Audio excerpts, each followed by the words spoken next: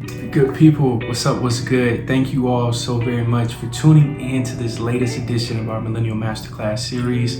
I'm your host, Caleb Smith.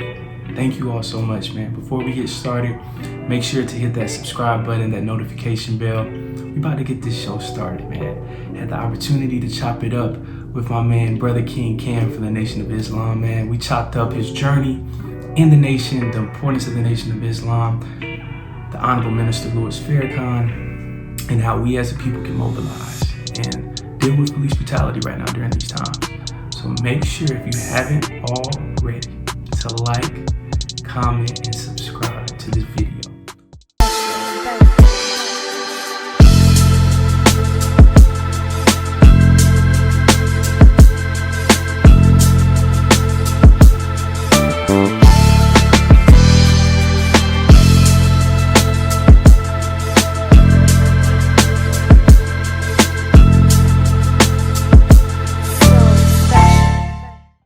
Boom, there we go. Okay, cool. How's that for everybody in the comments? It's cool? Perfect. There we go. All right, we back in business. Okay, yes sir, yes sir. Good, perfect. But yeah, Kim, I mean, hearing that transformation story is amazing because I hear of so many brothers in the nation who always flip their lives. Even, people such as Malcolm X as well. What is that brothership and that or that brotherhood and that fellowship like in the nation where you see people who flip and they go from being in the streets to being the cleanest brothers that you'll ever see? What is that brotherhood like in the nation? Man, the beautiful thing about it, brother, and I'm glad you asked that question because it's something that I find that is lacking in the black community when it comes to especially young males. Right. And this is the reason why we end up in gangs. And the minister talked about it is because we are actually seeking brotherhood. We're seeking that type of relationship. We're seeking that connection with a father-like figure. So we go to gangs because we don't have any other outlet, and that's where you get that love.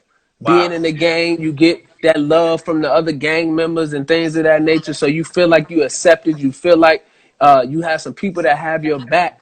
And the Nation of Islam Brotherhood is the exact same thing, except we're not encouraging each other to do violence. We're not encouraging each other, to go out here and break the law. We're not using our minds. We're not using our collective economic ability to go out and do the wrong thing. What we're trying to do is go out and do the right thing. So you have a bunch of brothers that are together in the cause of trying to clean up our communities, make it a safe and decent place to live, trying to attract the youth and trying to, change the condition of our people. So that's the brotherhood, man. I mean, it's like if you know anybody that's been in any type of fraternity, any Greek organization, anything like that, it's the exact same thing. You have all the networks. If a brother looking for a job, it's a brother that knows somebody that knows somebody. To believe it or not, the Nation of Islam is heavily connected with a lot of different people. So you would be surprised at like where type of jobs you can get in whatever field, whether you got a CDL and you need a trucking job or, I never thought about that. Yeah, you gotta you in law, you need to get in contact with somebody in the law office, the medical field, the entertainment industry, sports. I mean, anything that you can think of, the connection is there, and the brotherhood is there, and it helps you in your development because it's times where you're dealing with things that you can only talk to your boys about. It's things that you dealing with that you can only talk to your brothers about, and they've been there. So it helps you in a myriad of ways because you all in the same struggle. So when you all in the same struggle, then that's a beautiful thing because we can help uplift each other. I love that, man. And Cam, when you first joined, what was that experience like? When you first got in it, when you first started learning, all the teachings, what was that whole experience for you? What was that like? Well, like I said, I had been already exposed to the teachings and to the Nation of Islam because my grandfather came in the 50s and in the 60s. So it was pictures of the Most Honorable Elijah Muhammad in my house. Message to the Black Man was in my house. And Malcolm X was a heavy influence on me. That was like during Black History Month when they make you do the project at school or the Black. That was who I'm doing. No, I didn't want to do Martin Luther King. Everybody was doing Martin Luther King. W.E.B. Du Bois. I'm trying to do Malcolm. You know what I'm saying? So that's what really influenced me. And then my mother remarried, and we was in the Christian church. So when she remarried into the brother, her husband, her ex-husband was a Christian. His mom was a pastor. So we started going to church. We was in the choir. I was an usher, things of that nature. So I have the experience being in the church and things like that. So when people come to me and they try to draw a line of division between the Muslims and the Christians, it's no division. It's no line of division that can be drawn.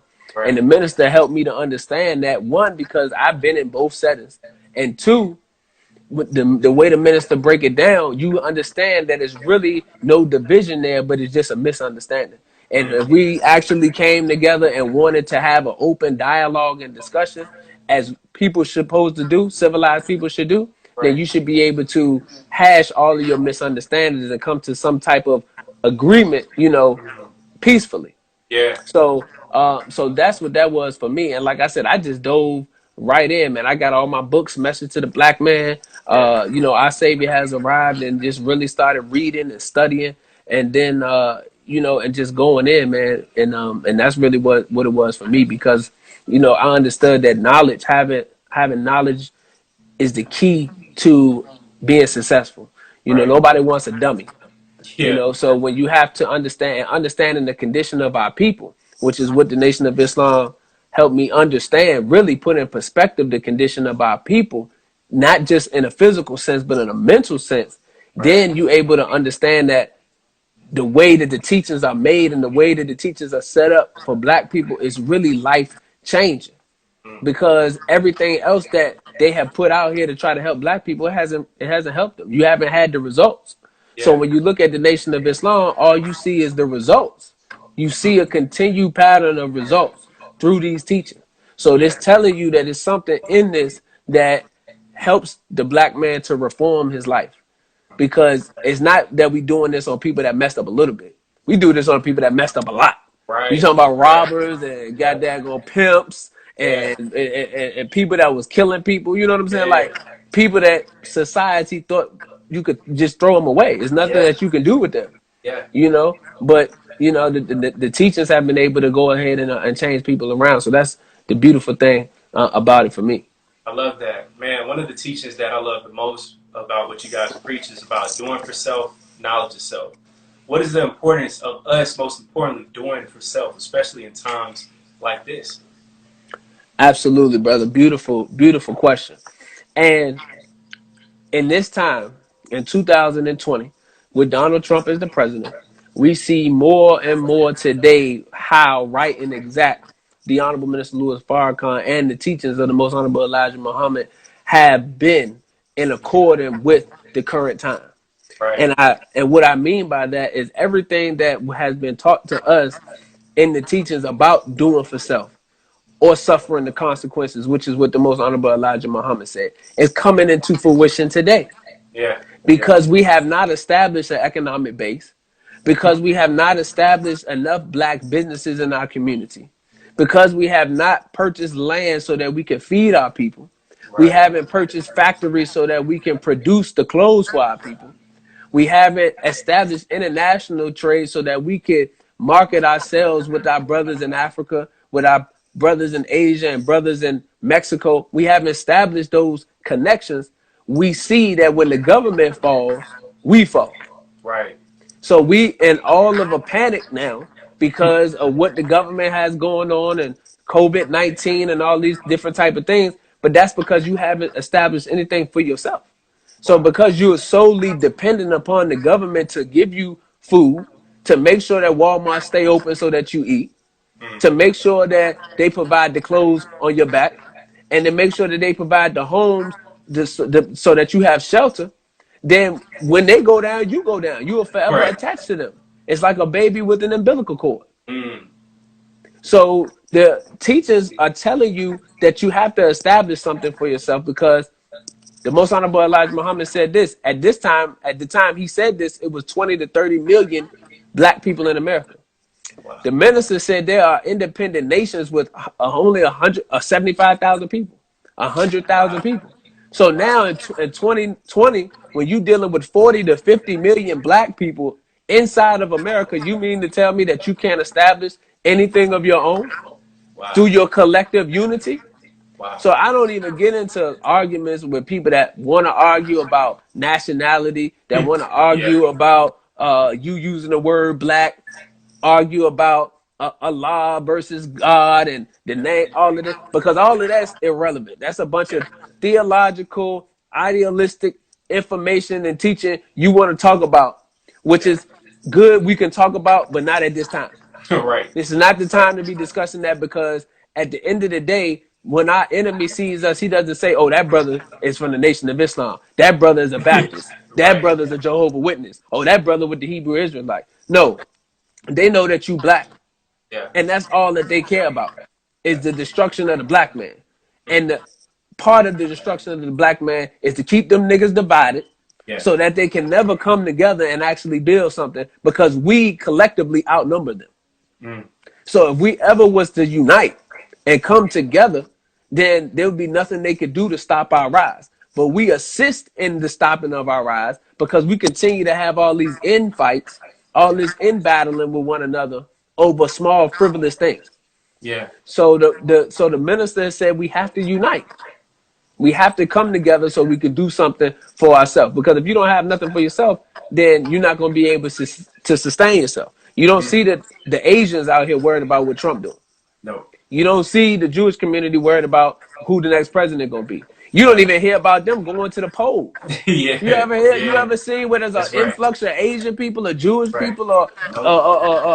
or Arabs going to the polls to vote No. for the president? No. They don't do none of that because they have created an economic base within their community. They feed themselves, they clothe themselves, they have money for themselves, they build businesses. They ain't worried about none of that. Wow. And Cam, man, speaking on that point too, when it comes to politics, you know, sometimes I've heard Nuri Muhammad, Minister Farrakhan, call it politics, which I love, is that sometimes I feel like we get too caught up into who's going to be our leader or our president. What do you feel about when you've probably already even spoken about this with Joe Biden saying, you ain't black if you don't vote for me? What do you feel about the disrespect from politicians towards our communities and us as a people? Absolutely. Well, the first thing I want to say is I am not against voting. Mm. I'm not against voting. And the Honorable Minister Louis Farrakhan isn't against voting. But what has to happen is there has to be a level of voter education that makes sense. And Dr. Umar mentioned this before as well, that in order, when you see politicians moving about in government, those politicians have been financed by another party. Yeah. Why? Because in order to get your agenda across, you have to finance whoever it is your representative is. That's right. Yeah. So this is the whole point of campaign fundraising. You know, the quote unquote lobbyists. The lobbyists are those who have to give them money. That's who they're lobbying the ideas for, to get them to write them a check for their campaign. So what black people do is we don't practice proper voter education. We don't finance any of our representatives. Right. We didn't finance Joe Biden.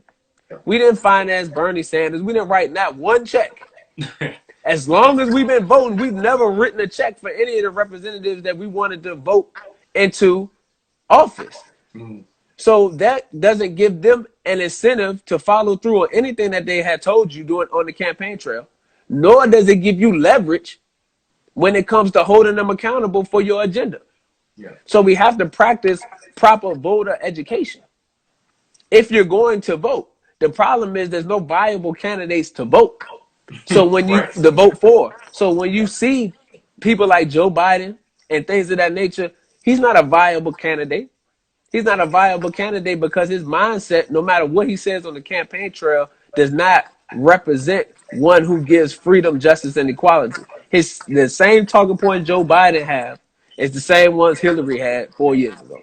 Right. And the same talking points that Hillary had 4 years ago was the same talking points that was before then. Yeah. You know, that was Joe Biden before, and John Kerry before, and Bill Clinton before. You know, Al the Gore. list goes. Yeah. Al Gore. The list Yeah. goes on. The list Yeah. goes on. We're gonna write these policies. This is my agenda. We're gonna put in place these constitutional rights for black people. Okay, but what's tangible? Right. What can we see? How are you going to bring the money into the community to start fixing up the schools?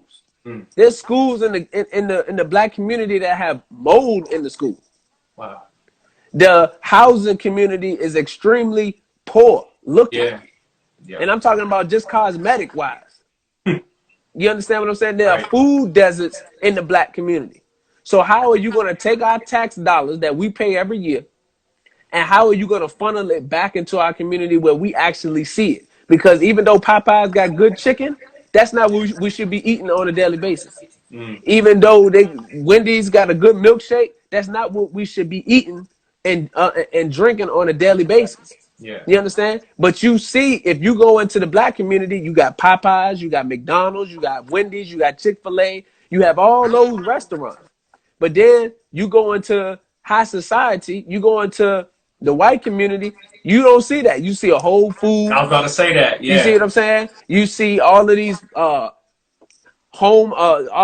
small business restaurants. You understand what I'm saying? These mom and pop restaurants, they got juice bars. Yeah. You see what I'm saying? They got a liquor store in our community. They got a juice bar in high society. You see what I'm saying? Right. And because we have not taken control of our community, then we allow these people to move in because we don't own the liquor store. We don't own these gas stations in these corner stores that's selling us marijuana paraphernalia, that's selling us scales, that's selling us hookahs. You understand what I'm saying? That's selling us all of this liquor and stuff like that outside of the mini marts and stuff. Yeah. We haven't taken control of our community, so we allow these people to come in and start making money off us, and we patronizing them. So the minister said we have to take back our community, and we have to let them know you can't. If that's not good for our people, you can't bring that in here. That's right. You can't. That's why you can't. That's why you have never seen a black man go to Chinatown in New York and set up a Chinese spot. Nope. You can't go up in there cooking those shrimp fried rice. It ain't gonna happen, Chief, because they're like, no, we don't know what you got going on, bro. You can't bring that up in here. Yeah. We have the same mentality, and they don't hate black people. They just don't want you feeding them whatever you gonna feed them if they haven't checked it out first. And that's just being on code. Yeah. So we have to have the same mentality. We have to say, look, we taking back our community. We cleaning up. We're not going to have nobody selling no drugs in here. We're not going to have nobody prostituting our women. We're not going to have nobody selling no liquor. That's not what we're doing. If that's what you want to do, you got to take that somewhere else. You understand what I'm saying? So we have to establish some type of order. And then in the process, we have to stop letting outsiders come in to where we live at and sucking the lifeblood out of our community. Because it's not that we don't have money. It's that we have poor financial education. We spend our money poorly. That's right. So we have to take these things into consideration, and we can clean up our own community. We don't need no grants from the government. We don't need anything from them. All we have to do is pool our resources together, start putting our little nickels and dimes aside, sacrifice, and we can do whatever it is that we want to do. Because we don't even need the whole 40 or 50 million. People be thinking you got to have every person to do what you need to do. You just need everybody that got a job.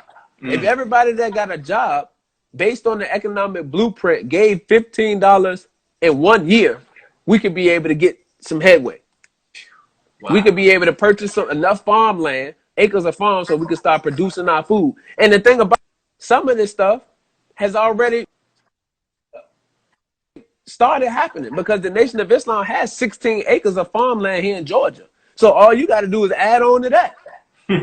You see what I'm saying? We already started the process, but the people have to come on in and support, because if you don't support, then nothing is going to sustain. Walmart is not sustained by itself because it's there. It's sustained because black people come in there and they spending all their food stamps in there. You see what I'm saying? So you just have to redirect the energy to your own people, and you can build up anything that you want to build up. Man, that's powerful, Cam. And I think I saw Mr. Farrakhan. It was a lecture he had. It was like a few years ago. And I remember how he exposed that he had a picture with President Obama. Yeah, he fell back and he never made it public until after Obama left the White House. To me, that hurt me, because seeing Obama denounce him and lie, and then lo and behold, you were getting, support from the minister, the nation, all that. What do you feel about our black leaders sometimes denouncing the nation or just grassroots people so they can elevate in politics, yet they still use us for support, votes, um, anything in life, money, all that stuff? How do you feel about that? Well, I feel like they still have in their mind that the white man ice is colder. Mm, You know, they still think that the grass is greener on the other side. So in the Holy Quran, it says that the devil promises you nothing. You understand what I'm saying? So he will offer you something, but he's not able to follow through on nothing that he offers you. yeah. So when you want these seats of power in government, he'll give you that, but what you have to do, sell your soul. You have to denounce your people. So you're not ultimately going to be happy because you're going to receive what it is that he gave you, but you're still going to have an emptiness within you because you didn't receive what you wanted in a righteous and moral way. You Right. had to go about it in a snake-like way. This is why in the Bible it's a snake and the serpent that deceived Adam. And as you go through the Bible, the snake develops itself from a snake, and in the Revelation, it's a full-blown dragon. You see what I'm saying? Because of the snake-like nature, the crooked nature, and the crooked deceiver that has taught the black man and black woman in America.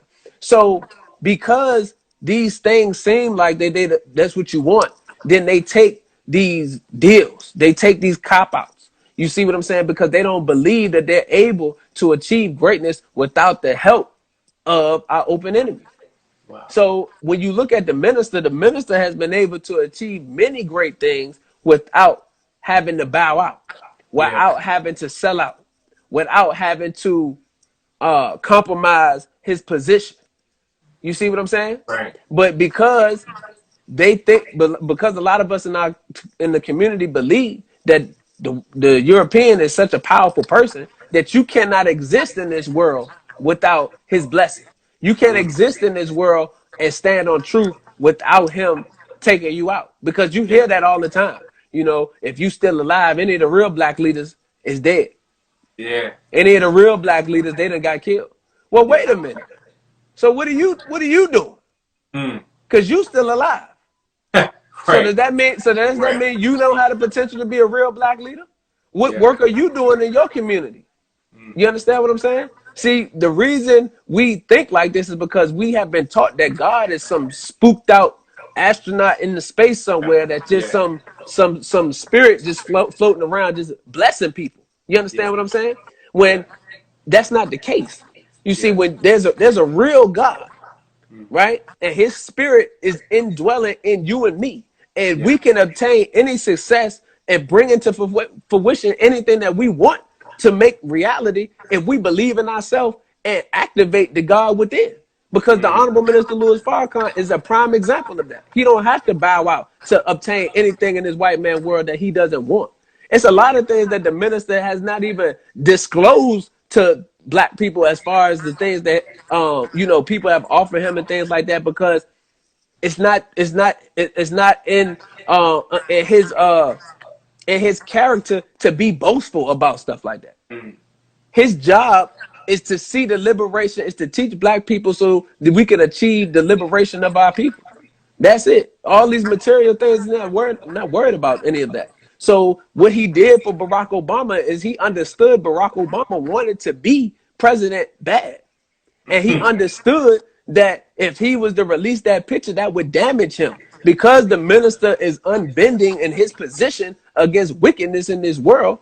And in order for you to reach certain levels of success, you have to bend to the rules of this world. The minister said, no, what we're gonna do is we're gonna wait.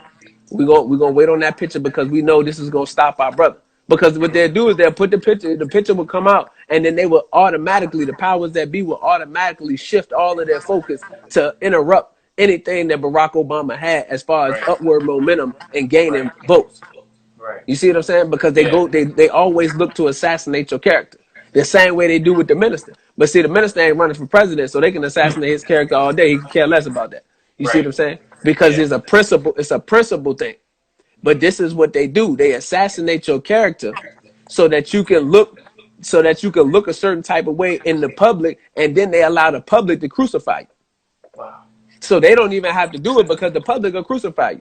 They threw all that innuendo out there about Michael Jackson and let the public crucify Michael Jackson. They Yep. brought up some women 30 years ago on Bill Cosby and let the public crucify Bill Cosby. Right. Anytime you have any type of power, same thing with Tupac.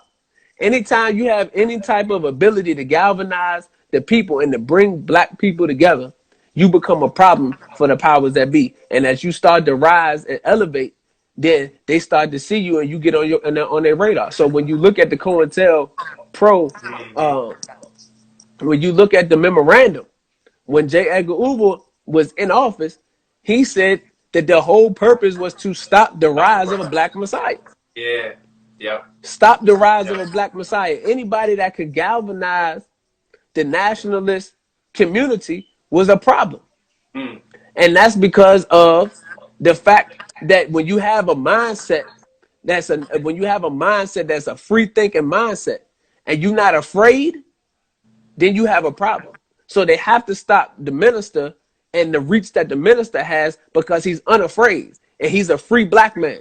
You see what I'm saying? You can't tell me where to go throughout this world, throughout this country. And I have friendships in all walk of life. I never bombed Hiroshima and Nagasaki, so I don't have a problem with those people over there. I never assassinate any of the leaders in the Middle East, so I don't have a problem with those people over there. The problem is that you go over there and you steal, kill, and destroy in the name of the United States of America, and then want to lump me in with you and say that we have an enemy. No, we don't have an enemy. You have an enemy because of the wickedness you did in their country. It don't have nothing to do with me. And because the minister's a free-thinking black man that's not afraid to stand on truth, then he's a problem because now he can duplicate himself and the young brothers and the young sisters that's coming up that's not buying what they selling no more. Yeah. Wow. Yes, sir. That's powerful, Cam. Man, recently, throughout the past few weeks, I've seen the case of Breonna Taylor. I think his name is George Floyd in Minneapolis. We have Ahmaud Arbery here in Georgia. What do you feel and what do you think every single time that you see the same thing recurring? Like earlier, you mentioned Trayvon, and it's 8 years later. It's the same stuff constantly going on. What is our solution right now in this moment in time? Yes, sir. Well, the minister warned us that there was going to be an attack on the black community and that it was important that we stop killing one another and start loving one another so that we could come together in times like this. So what is happening is because we have liked to kill our brother, we like to kill one another. We like to drive by in our communities and send innocent bullets flying to kill young boys and little girls. Then what God is going to do is give you your own blood to drink. Because he told you that you had an enemy that you should be united against. But instead of uniting against your enemy, you against your own people. So you want to kill? I'm gonna put the biggest killer on you. Because the most honorable Elijah Muhammad said for every 1,000 years that the European has been on this planet Earth, which is 6,000, he's killed 100 million people. You can't kill more than him. You don't have bigger guns than he has. He supply you with your weapons. Wow. So you can't outgun him. You can't outkill him. But what happens is his nature is rebellion. The nature of the European is rebellion against God. And because the nature of the black man is that of God, he's naturally your enemy. So now God is going to set your enemy loose on you. So this is what you have going on in the community and what you see with these race soldiers and these domestic terrorists that's posing as police officers. And because we refuse to unite together, but yet and still we record a brother being killed, we record the police handling our sister any kind of way, whether it be in Starbucks or Waffle House or any type of way, until we step up to the plate and not afraid to lay our life down for the life of our people, our women and children, which are the future, this is going to continue. The minister said when he talked about Ferguson, he said, see, we'll be able to stop this when they die, when we die and they die. Then there's going to be a conversation that they're going to want to have. Yeah. But until we get to that point, we're not going to be able to. This is not going to stop because they don't feel like there's no consequences for their actions. That's right. And that's So we have powerful. to step up. Yes, sir. Yeah, I hear that. And two, man, as well, how do we build up our confidence as young black men? Because I feel like sometimes that in certain moments we could be too fearful. Like in those same instances where you brought up how people, us as men, sometimes 9 times out of 10, we're the ones that's holding, not doing anything. How do we step up as men? Because when I see you guys, Fruit of Islam, the Nation, suited and booted, always ready. How do we build up our confidence as young black men to actually step up when we're needed in those moments? Yes, sir. Absolutely. Good question. And as a Muslim, you are taught to fear no one but Allah. So right off the bat, you shouldn't have fear of anybody. Yeah. You can be respectful and you can submit to authority without being afraid. But as far as being afraid or you being able to put fear in me, that ain't happening. See, Muslims don't get down like that. And this is why they tell you slavery started in 1619. Well, the most honorable Elijah Muhammad said that slavery actually started in 1555, but it took them 64, 64 years to make a slave. 64 years to make a slave. So if you ever hear that what's the $64 million question, then that's what they're talking about. Because it took a certain amount of time to make a slave. See, we were originally Muslim when they came and got us from Africa. Right, right. So because we feared no one but Allah, you wasn't coming up here just snatching us and throwing us up in no boat and taking us anywhere. You see what I'm saying? So we was fighting all the way till we got to wherever we was going. We was fighting. Because in the Quran, it teaches us that we are never to be the aggressors, but if aggressed upon, then we fight with those who fight with us. So you're not just gonna come and snatch no Muslims off no shore of West Africa and think we're not about to fight. Right. So it took them 64 years to make the slave that you see that showed up in America in 1619. Because at that point we was already docile. If you watch Roots, it show you in the beginning how Kunta Kinte and them was getting down off the ship. They were throwing people off the ship and all that. Yeah. And throughout that movie, he tells you that our original religion and nature is Islam.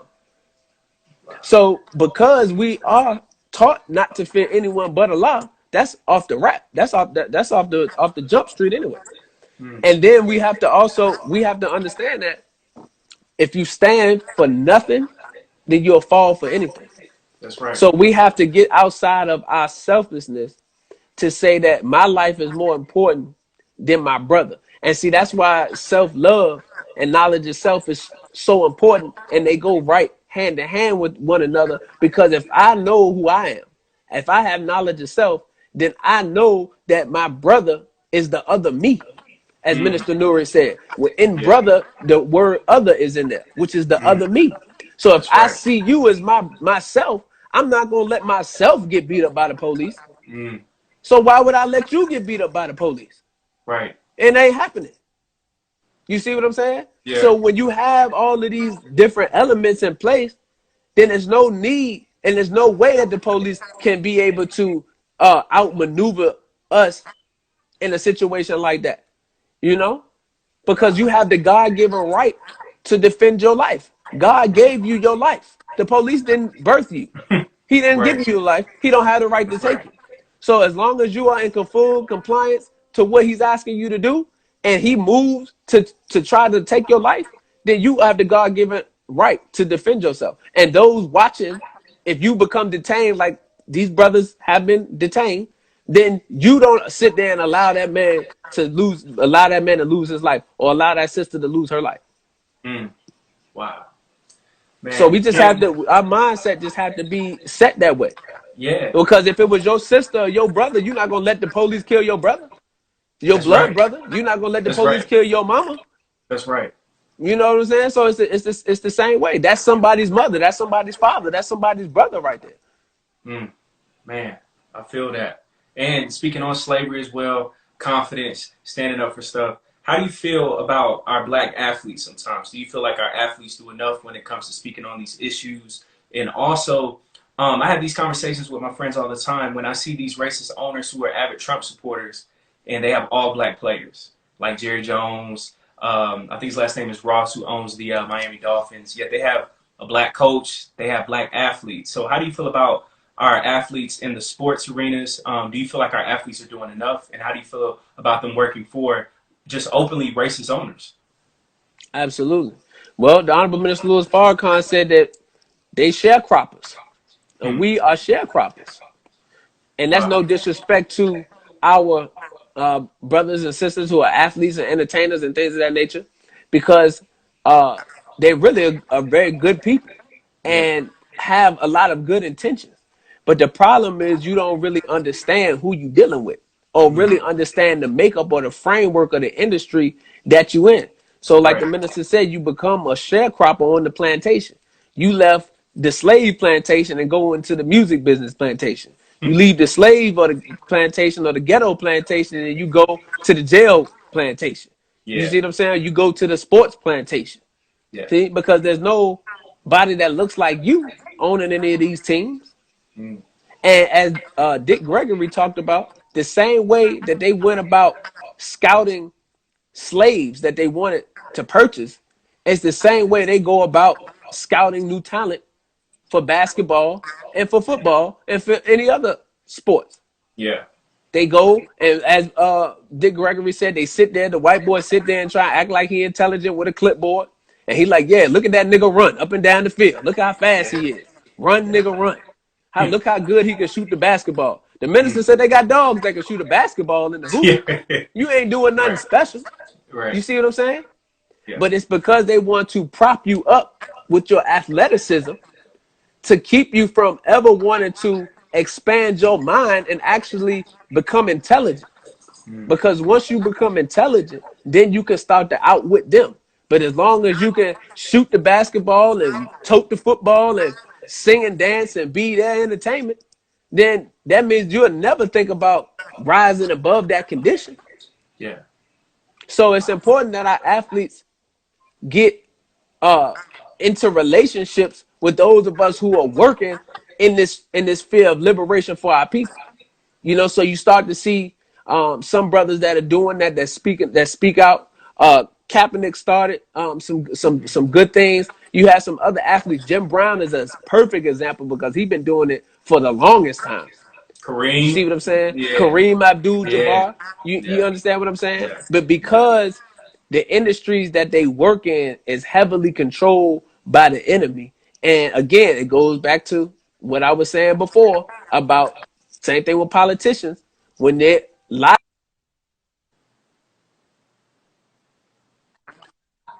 Mm. then they tend to not be able to move forward because they don't believe that they'll be able to gain success outside of the realm of success that they already know in that industry. Wow. So, and that's tied to fear. So Mm. again, when you go back to fearing nobody but God, then God will provide you a way. You might not play NFL football no more. Well, there's a lot of good in you not playing NFL football no more. You've Right. already gained notoriety for the time you was there and things of that nature. So now you can leverage that influence to do something else. You can take the money that they Mm. paid you and you can start a restaurant. You can start a business. You can start a nonprofit. You can do so many things. You can become a mentor. You can do so many different things and get into other Right. avenues of making money. You can become an author. You can write a book about your story. Yeah. That just because you ain't playing football don't mean you can't make no money. And you get to save your body. You ain't got to worry about catching no That's right. concussions and breaking no limbs and doing all that kind of crazy stuff. That's right.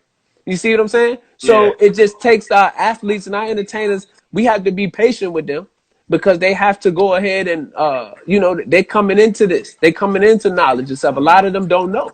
So Yeah. it's our job to teach. So the athletes now can learn and then they can use their platforms in Mm. positive ways to go ahead and speak out, just like T.I. and Killer Mike and all of those different brothers Yeah. that use their platform for that same thing. Athletes and other entertainers can do the same, and you can see the masses of people awakening that. Mm. You can start to see the masses of people starting to move in that direction because of the conditions that God is bringing about in the world is going to make you have to start to change your mindset, or you're going to have to suffer the consequences of what's happening now.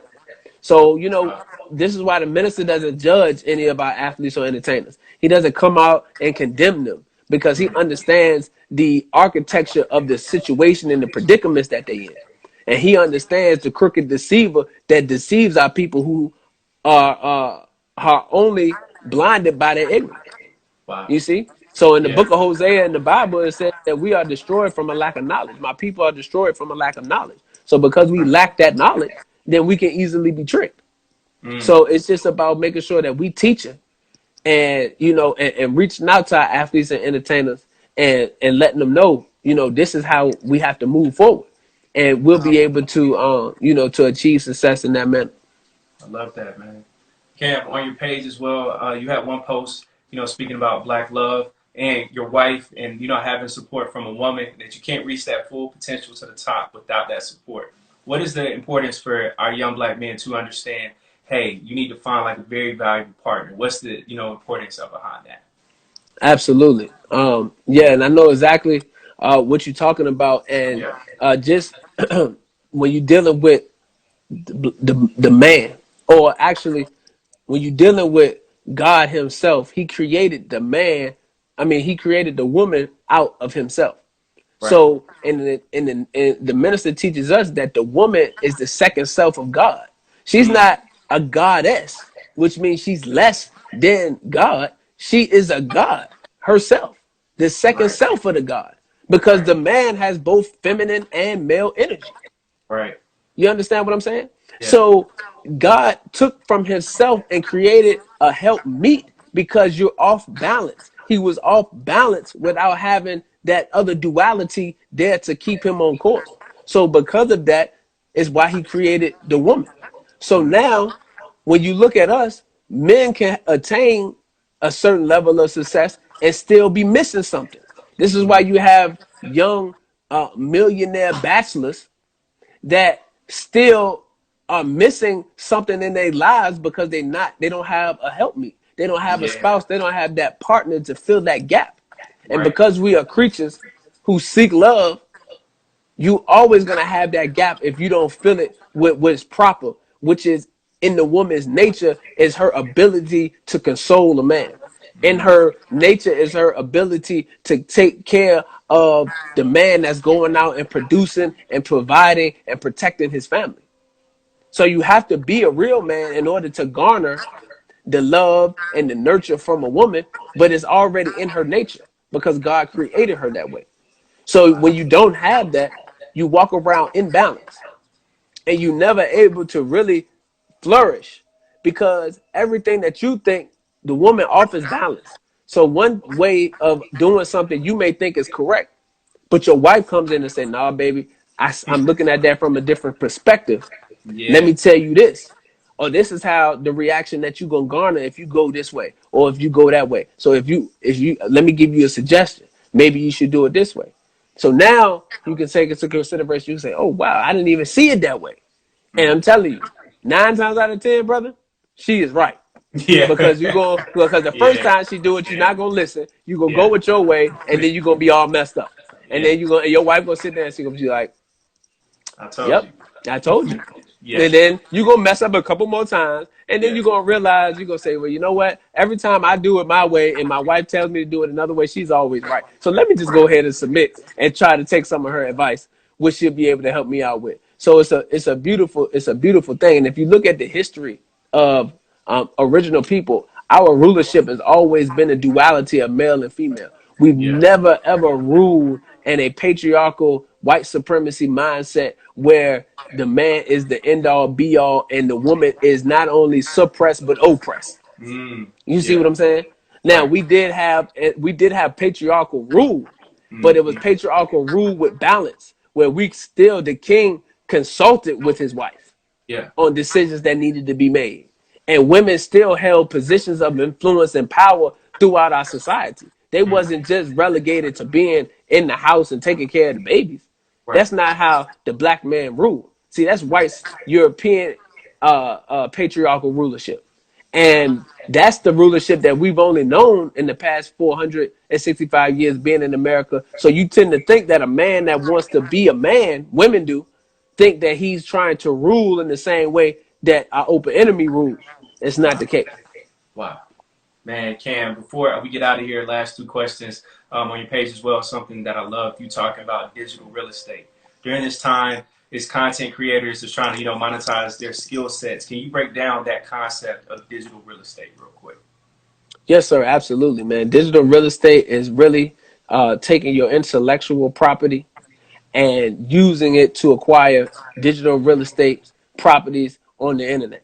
So you're able to take your intellectual property and you're able to rent these digital properties out and be able to make money in a digital space.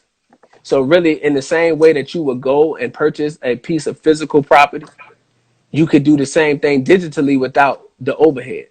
Let me get a charger real quick because I don't want the Oh phone to yeah, die. you good.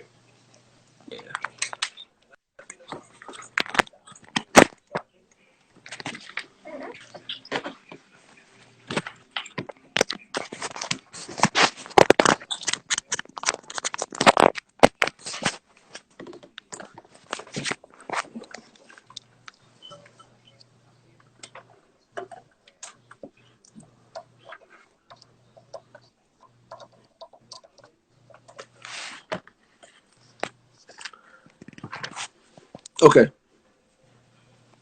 Are we good? Yes, sir. Okay.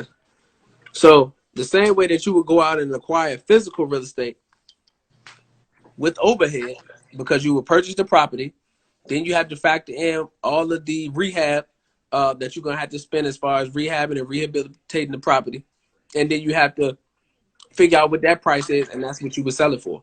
And you would either flip it or you would rent it out for passive income or continuous income and cash flow. Well, digital real estate operates the same way, but you don't have the same overhead. So what are the digital real estate properties? Well, your digital real estate properties are going to be your Facebook page, your Instagram page, your Twitter. Why? Because they're free for you to go ahead and open up. And then what do? You renovate them. You build them up. You build your brand up. You garner your audience. You teach your message and you brand yourself. Now, after you fixed it up and after you build it up, now you can do what? You can rent it out to people who want to advertise on your page. You can rent it out for those people who have products and things of that nature that they want to promote on your page. You can sell it. If it's not your personal page, you can sell it. So that's a whole flip right there for you. People will buy your Instagram page or buy your Facebook page, and you could duplicate this same process over and over and over again. You can create as many Facebook accounts as you want under different names and different different business lanes that you want to get in. You can have a dog breeding page. You can have a comic book page. You can have a sports page. You can have, you could, the possibilities are endless, and you can read and you can duplicate the process. And another thing is it's recession proof. People don't have to have a job to come and become a tenant on your digital real estate property. One of the beautiful things about Facebook is that Facebook is allowing you to monetize the same way that YouTube does. Wow.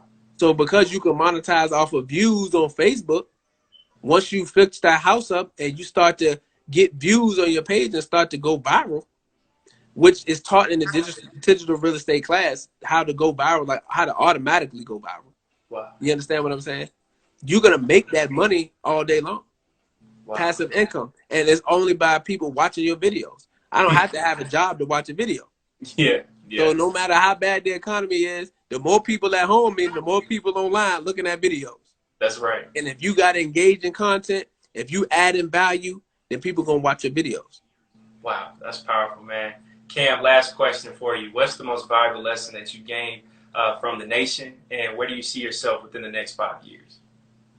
Yes, sir. Beautiful, beautiful question, brother. And, the most valuable lesson, I've learned so many lessons, but the most valuable lesson being in the nation is really accountability.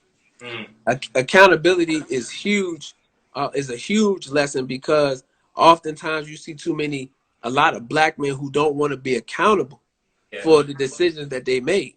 Now, are there certain circumstances that lead to the decisions that you make?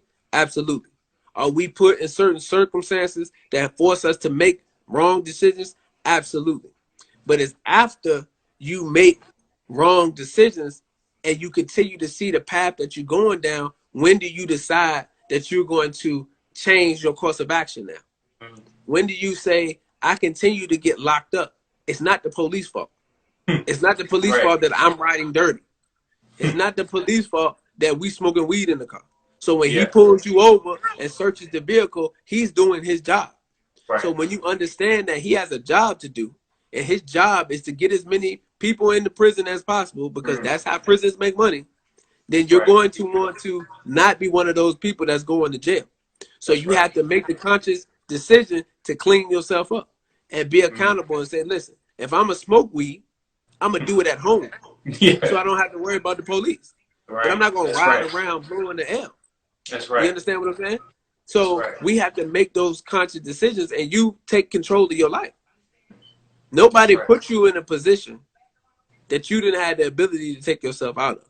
And that doesn't mean that you don't make mistakes, because all of us make mistakes. But when you continuously make the same mistakes, then that's when there's a problem. So that's one of the biggest lessons that I learned about being accountable, and it really helps even to this day. Just being accountable for your time, being accountable for the words and the things that you say.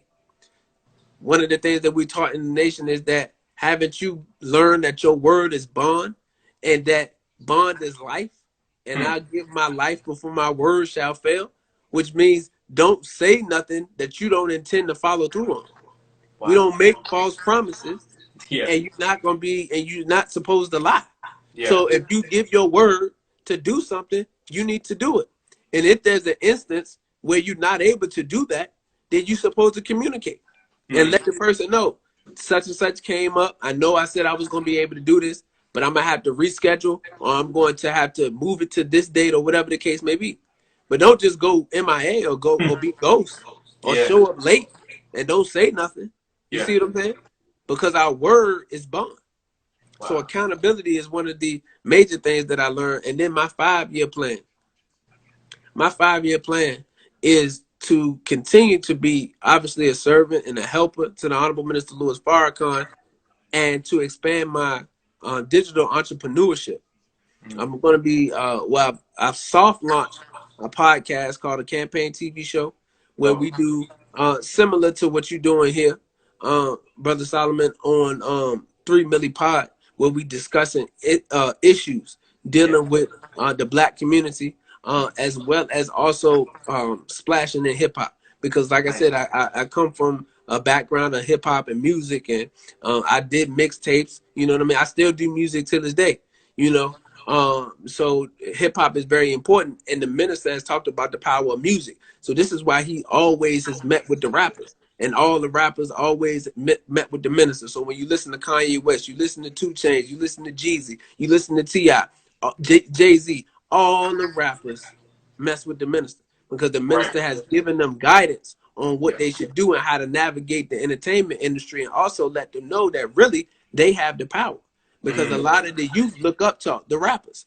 So all you have to do is redirect the youth through your music, through the messages in your music, and you'll be able to change the condition of your people. That's right. So the minister talked about how powerful music is, and rappers are, and singers are, and things of that nature. So just coming from that background, we love to discuss hip hop topics and music, and pushing the culture forward on the podcast. So just expanding my digital entrepreneurship, and expanding my legacy, and being a helper to the Honorable Minister Louis Farrakhan, and being a part of this new wave of new leadership to help change the condition of our people, because we can't continue to be in the same space we were 5 years ago. So we have to shift the paradigm. As my brother 19 Key said, there has to be a shifting of the paradigm.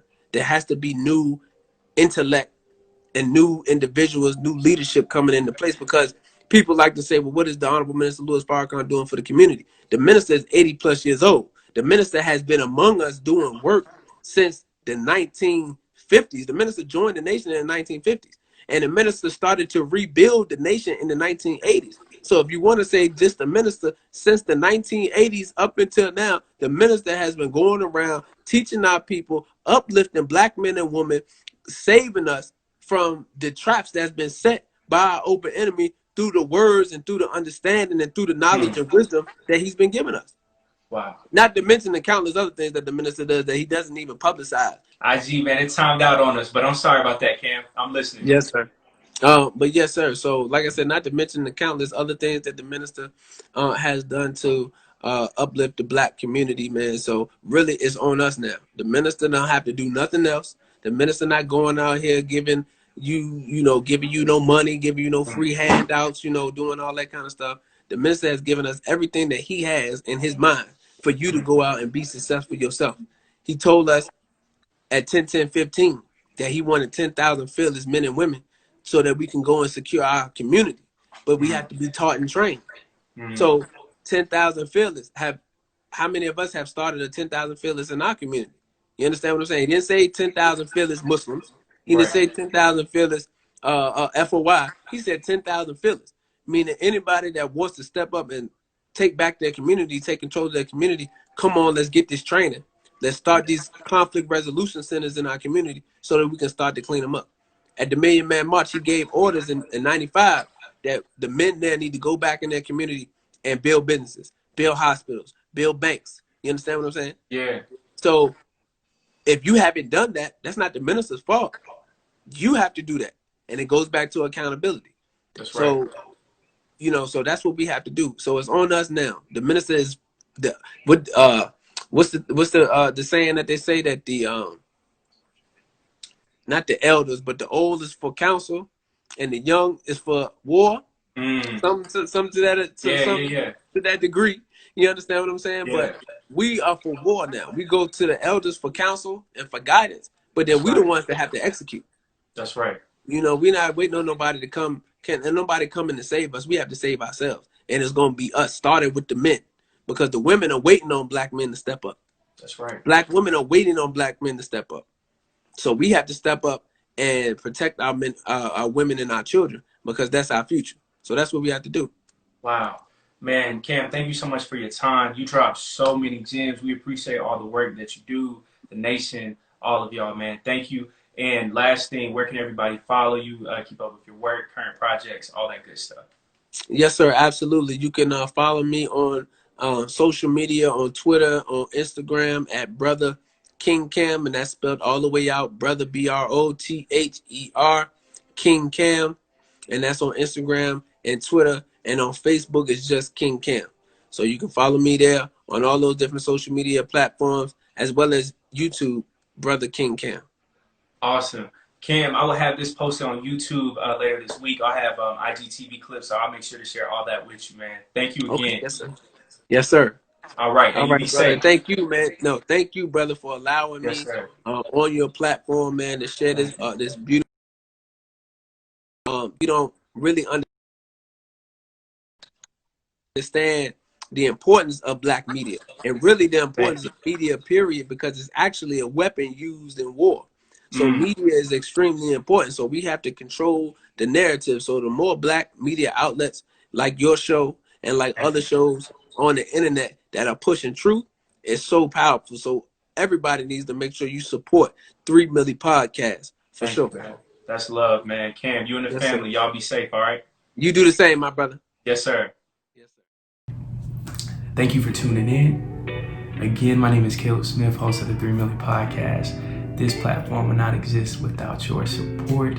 Support Brother King Cam at Brother King Cam on IG. Support his movement and everything that he has going on. I appreciate you guys. You all be safe. Share this conversation with a friend. And also in the comments, let me know your favorite part about this conversation. Hey, we just getting started. Peace.